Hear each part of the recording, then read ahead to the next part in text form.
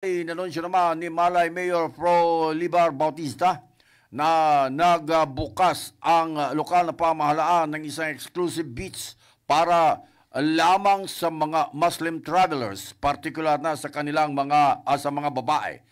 Si Nabi ni Mayor Bautista, pinangarap nila umano na maging Muslim-friendly ang Boracay, kung kaya't may private beach na nakalaan para sa kanila na makikita sa loob ng isang resort kung saan mayroon itong halal kitchen certification. Nais ng lokal LGU na may malayang languyan ang mga babaeng Muslim para maengganyo ang mga turistang kagaya ng paniniwala ng mga kababaihan nating Muslim. Ayon sa report, isinaalang-alang din umano na magkaroon ng prayer room para sa mga kapatid nating Muslim at mga Muslim at para ma-improve ang inaalok umano na halal Filipino cuisine.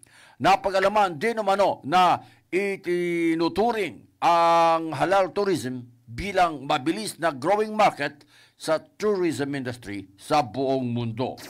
MH, balita ng bansa.